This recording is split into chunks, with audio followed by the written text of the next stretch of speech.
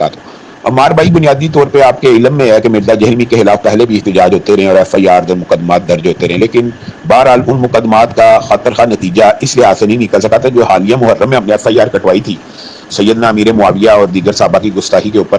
اس کے اوپر ایف آئی اے نے ان کے وارنٹ وغیرہ تو کوئی پروسیس وغیرہ کیا لیکن گرفتار نہیں کیا. اور آپ کو پتہ ہے مرزا جہلمی اعلانیہ طور پہ دھمکیاں لگاتا رہا ایک عرصہ تک ایجنسیوں کی کہ میں ایجنسیوں کے ذریعے بندے اٹھوا لوں گا، یہ کر دوں گا، وہ کر دوں گا. اس طرح کی گفتگو آپ کے علم میں ہے کہ وہ کرتا رہے.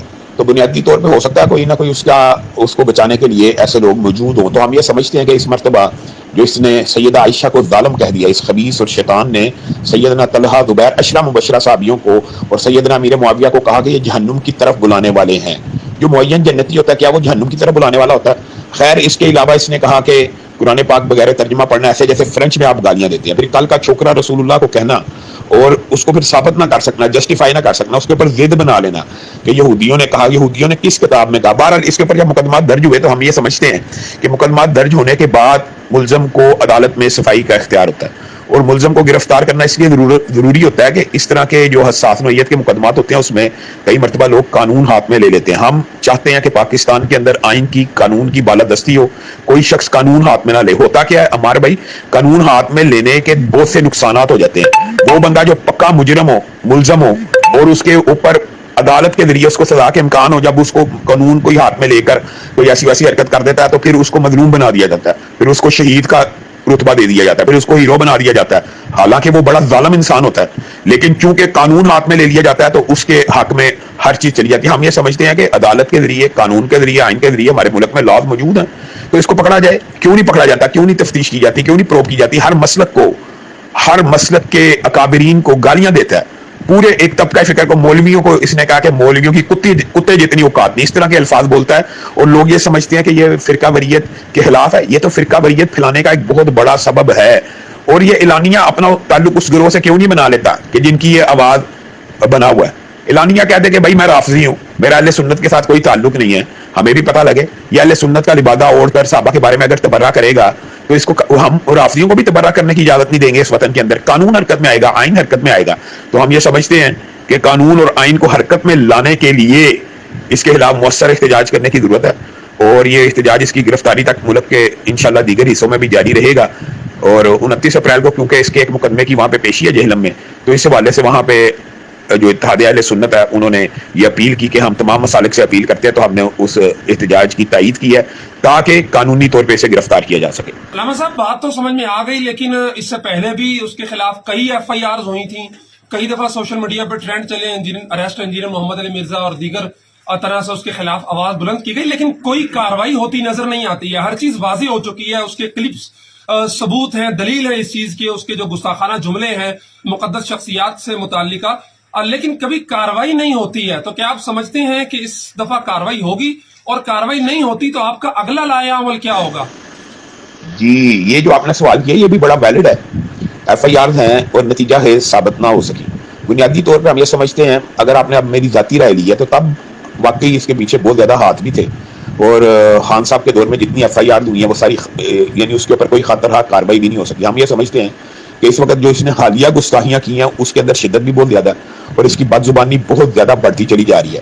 دیکھیں، ہر مسلک کو الگ الگ کر کے گالی دے رہا ہے، پورے مسلکوں کو گالی دے رہا ہے. وہابیوں کو الگ، دیوبندیوں کو الگ، بریلویوں کو الگ، اہل حدیثوں کو الگ، اور انداز اتنا رقیق، گھٹیا اور گرا ہوا ہے کہ میں حیران ہوتا ہوں. اس کے ماننے والوں کی عقل کے اوپر ماتم ہے کہ جو بندہ سب و شتم کر رہا ہے اسلاف کے بارے میں کہ میں نے اسلاف کے ختنے چیک کرنے.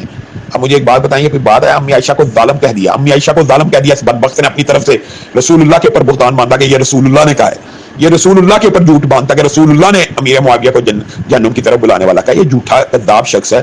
رسول اللہ صلی اللہ علیہ وسلم کے حدیث کے من گھڑت، من چاہی تشریحات کر کے لوگوں کے ذہن میں.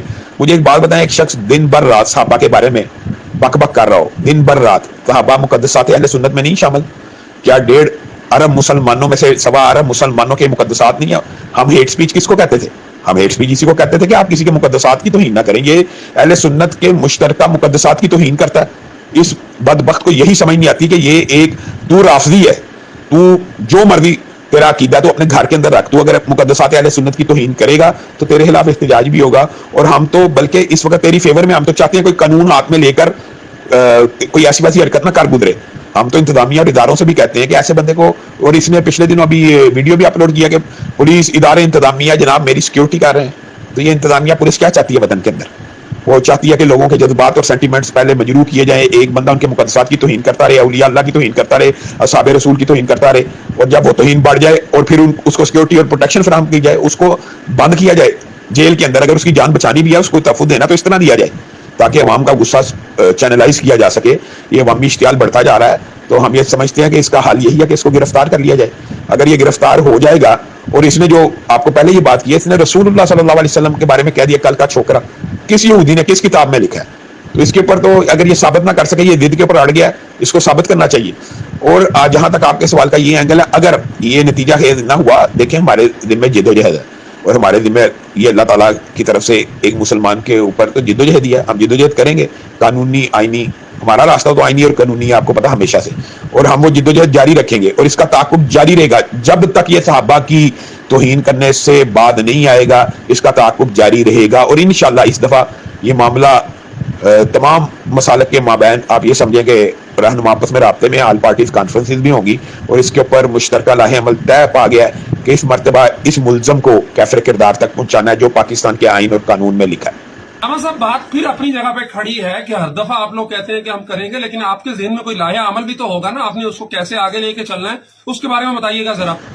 جی, بنیادی طور پر جو طریقہ کار ہے ہمارے بھائی, اس مرتبہ آل پارٹیز کانفرنس بھی ہوگی انشاءاللہ, تو تینوں مسالک کے جو قائدین ہیں وہ بھی اس میں شرکت کریں گے. مرکزی جمعیت کے جو دفتر 106 راوی روڈ میں اس کا ہم نے وینیو بنایا ہے, اور اس کے علاوہ 2 مئی کو فیصلہ آباد میں بھی پروگرام ہو رہا ہے, اسی طرح لاہور کے اندر بھی پروگرام ہوں گے.